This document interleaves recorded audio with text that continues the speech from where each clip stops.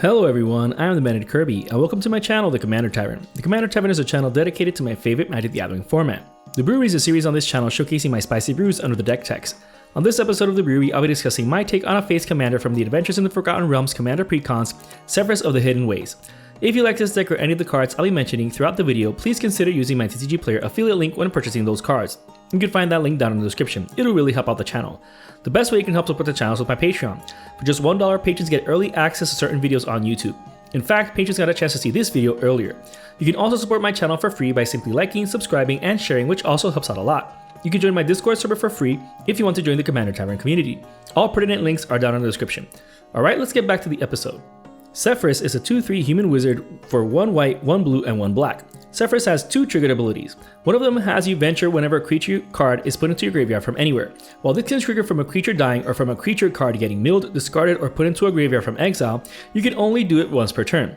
This might nerf it a bit, which is understandable, but in a multiplayer game of Commander, you're still able to trigger it 4 times in one turn around the table if you have ways of doing so at least once each time. If you're able to set up a good enough engine to do so, you'll be completing multiple dungeons pretty efficiently.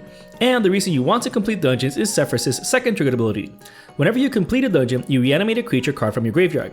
This might seem like a very slow way to go about it, but I look at it this way. If you're building a commander deck dedicated to venturing into and completing dungeons, then you might as well get a bonus for completing them.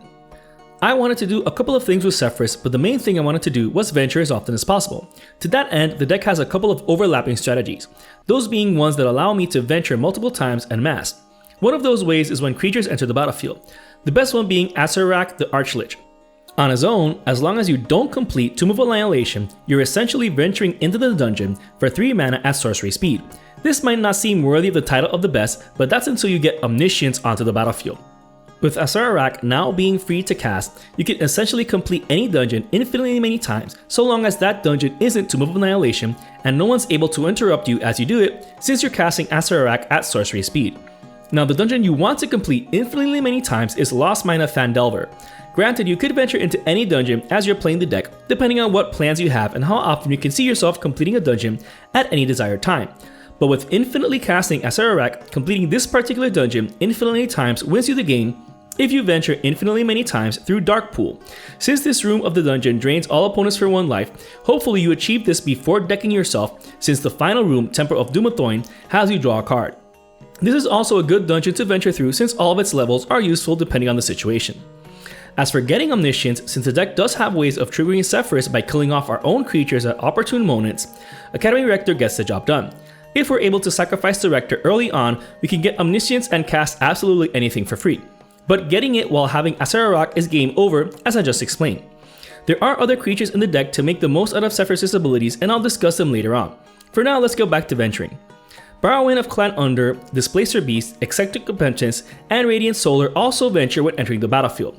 Barrowin is like a mini Sefris since you can reanimate a cheap creature whenever he attacks if you've completed a dungeon. 44% of the deck's creatures can be reanimated this way, Sefris too if need be. Eccentric Apprentice also rewards you for completing a dungeon by pulling off an Oko and turning a creature into a 1/1 bird without abilities until end of turn.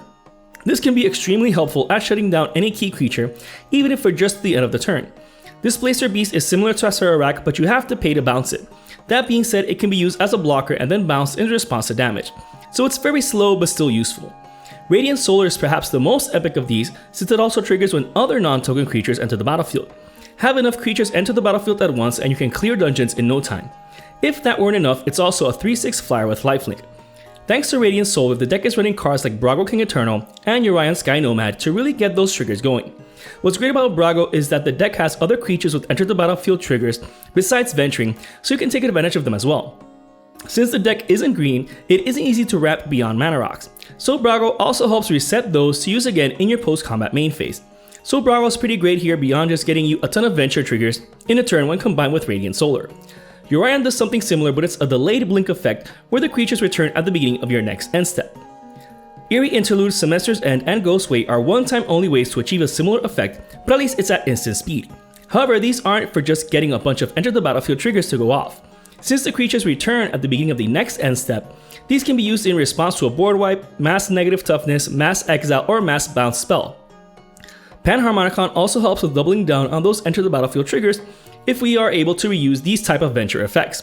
Again, there are other enter the battlefield triggers in the deck, but maximizing venture is a must. Same with Hama Pashar Ruin Seeker. Granted, she isn't helping us venture deeper into the dungeon, but she is making those rooms we venture into trigger twice, so it's a great way of getting even more value from venturing.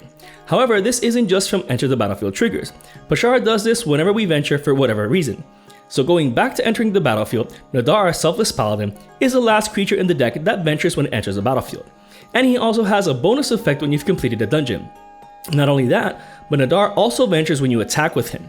Nadar isn't the only creature in the deck that triggers that way either. The other ones, Planner Ally, Triumphant Adventurer, and any creature equipped with Delver's Torch also venture when you attack with them.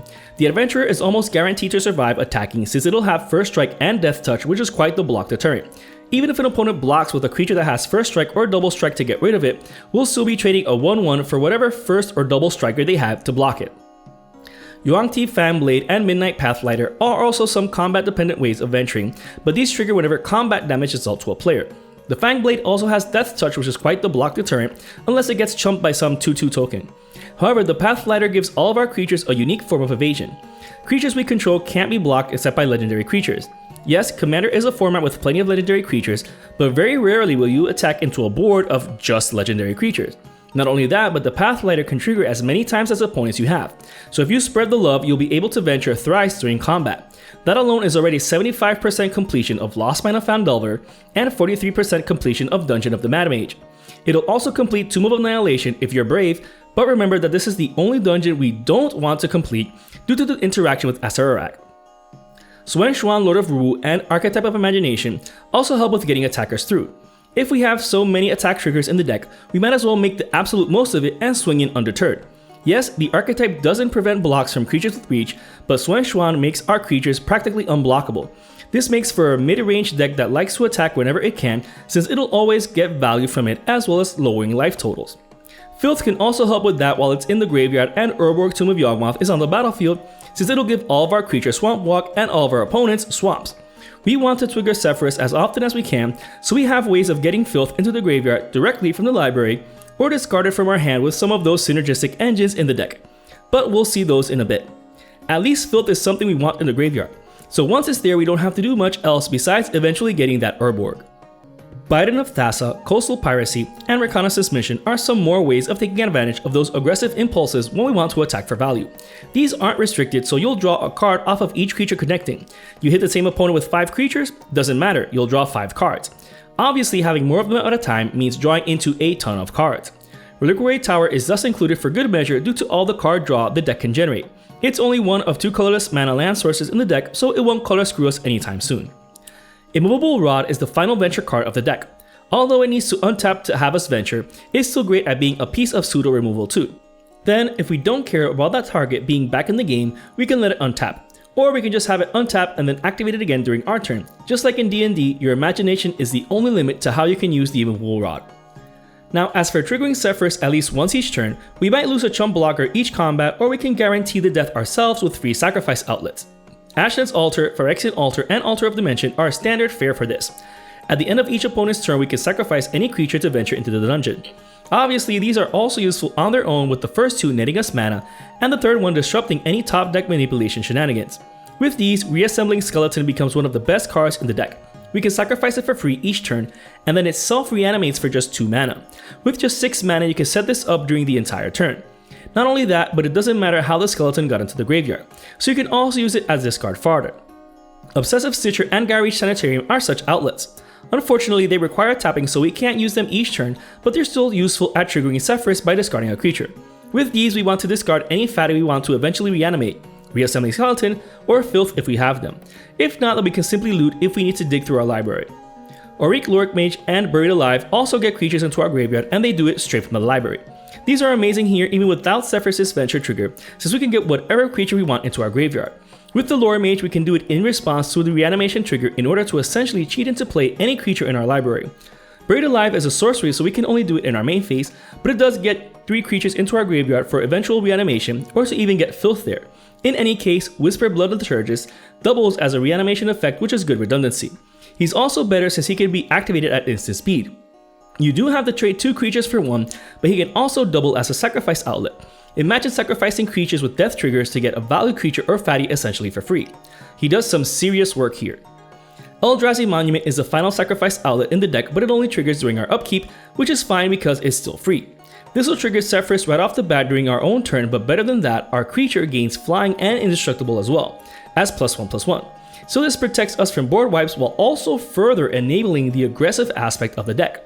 The deck even has creatures that self-sacrifice for value, like Burnished Heart and CDC Undead Vizier, if you exploit it to herself. The great thing about exploding Zombie CDC to herself is being able to eventually reanimate her and do it all over again. If you reanimate her during someone else's turn, you'll also get the Sefris trigger. Same with Burnished Heart, which also doubles as mana acceleration. It's also one of the 3 CMC creatures that Borrowin can reanimate for free once you have a completed dungeon, which is a huge bonus. Speaking of self-sacrificing 3 CMC creatures, Fleshbag Marauder, Merciless Executioner, Plaguecrafter, and Demon's Disciple are all also included in the deck. Well, they're only self-sacrificing if you literally sacrifice them to themselves, but they can also double to help us sacrifice any value creature. Besides that, they also function to disrupt opponents since they're forced to sacrifice a creature. Let's just say Voltron players love facing against Edict effects. There are also 3 CMC which allows us to do this once a turn thanks to Borrowin if we've already completed a dungeon, or reanimate with Sefris' effect if we don't have anything better to reanimate. As for ways of maximizing our aristocrat effects, Grave Pact and Dictate of Erebos are obviously included along with Martyr's Bond.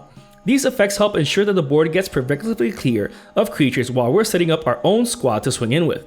The great part of Martyr's Bond is that it's not limited to creatures, so if an opponent doesn't have any creatures when we sacrifice Burnished Heart, they have to sacrifice an artifact instead. As for what we're actually trying to do all this for, Elesh Norn, Grand Cenobite, and Jin Gitaxias Gore Augur are some amazing reanimation targets. Not only does Elesh Norn pump our army, but it also significantly weakens our opponents to the point that almost all token strategies are useless against us. Jin Gitaxias is equally oppressive since they can't keep any cards at their end step while we draw 7 cards. Good thing Reliquary Tower is in the deck. In any case, we can also just hard cast them for free if we get Omniscience out before then. The following cards in the deck are the essential card advantage, responses, and mana acceleration of any deck. Glorious Protector is pretty synergistic with the deck as well as being an amazing protective effect. In response to any Wrath, Max Exile, or Mass Negative Toughness effect, we can flash this in, exile all of our creatures, then when that board wipe resolves, it'll leave the battlefield and our creatures return, potentially leaving us as the only ones at the table with any creatures left. Not only that, but any enter the battlefield effects those creatures have will trigger once more. We can also foretell this in order to keep it safe out of our hand until we need it, and with a cost reduction as well. Teferi's Protection and Flawless Maneuver are the ubiquitous protective effects in the deck, rounding out the rest of the protection suite. Keep in mind that phasing back in does not trigger any enter the battlefield effects. However, remember that the deck is also running Aerial Interlude, Ghostway, and Semester's End, which not only protect but synergize as well. Fierce Guardianship and Swan Song are some more standard fare to help counter any board wipe, but also prevent any combo player from winning on the spot. So these are pretty self-explanatory. They are the only counter spells in the deck though, since I've put enough protective spells in here to synergistically deal with the deck's only real weakness, which is creature hate. Generous Gift and Vindicate help us deal with absolutely any targetable target at the table, while Cyclonic Rift can deal with everything else if it's not a land. Since the deck does have aggressive strategies, we can also overload Cyclonic Rift in a proactive way at the end of the turn before ours to clear the board of any potential blockers for our horde. So it's not just a defensive tactic here. Archaeomancer can help us get back these spells when it enters the battlefield. However, the best thing about Archaeomancer is its interaction with the previously mentioned protective spells. When we cast something like Eerie Interlude, and Archaeomancer is one of those creatures that are delay blinked, when it returns we can get Eerie Interlude back into our hand from the graveyard, so we're able to consistently protect our creatures thanks to Archaeomancer. Or maybe we can get Cyclonic Rift back each time we blink it with Brago, so its use is only limited to your imagination. As for the mana acceleration, Mana Crypt, Soul Ring, Arcane Signet, Azuria Signet, Dimir Signet, Orzhov Signet, Talisman of Dominance, Talisman of Hierarchy, and Talisman of Progress are the deck's mana rocks. Being non-green limits our land-based ramp, but at least we are able to reuse Burnished Heart a couple of times in a game if we set up those recursion engines. Yes, artifact-based ramp is weaker against removal than land-based ramp, but at least if opponents blow up our rocks while we have Martyr's Bond on the battlefield, then they lose their artifacts as well, so that's something to keep in mind too. The rest of the deck is just the lands. The deck's running all 10 fetch lands, all 3 dual lands, all 3 shock lands, Dromar's Cavern, Command Tower, Reflecting Pool, City of Brass, Mana Confluence, and Ancient Tomb, as well as 3 of each basic land. In this case, I'd rather run 1 more of each basic land instead of running all 3 Battle Bond lands, since they're fetchable with Burnished Heart as well as the fetch lands, so they tested out better with more basic lands instead of with the Battle Bond lands. As with all of my deck techs, you don't need the original dual lands, the more expensive fetch lands, or mana crypt if you aren't playing online, don't already have them, or don't want to proxy them. You can easily swap them out for budget substitutes and the deck will still run just as well. This brew is just an idea of how to build around Sefris of the Hidden Ways. Once the venture mechanic was revealed for Adventures in the Forgotten Realms, I immediately fell in love with it. I really love when WotC pushes the envelope and experiments with crazy ideas, especially in black borders since that makes the cards legal in eternal formats like this one. I think this is also the set with the most cards I've put in my cube so far just due to the mechanic, so it's no surprise that I really wanted to take my time brewing and testing Sefris as a venture commander. I really like how it came out because venturing into the dungeon is at the core of the deck, but it doesn't feel like you're just venturing. It's like you're doing so as a bonus for doing other things like attacking, blinking, and sacrificing things, which all synergize and overlap with each other. This is the deck I will probably end up building in real life in the foreseeable future since I really like how it came out. Likewise, if you're interested in the deck list of this spicy brew of mine, you can find a link to it down in the description. I would like to thank all my patrons for supporting me and a quick shout out to all my higher tier patrons, the brewers, for their patronage. I'd also like to thank anyone using my CCG Player affiliate link, that also helps out the channel. And to everyone, thanks for watching this episode of The Brewery on the Commander Tavern. I am the Darren Kirby and happy brewing.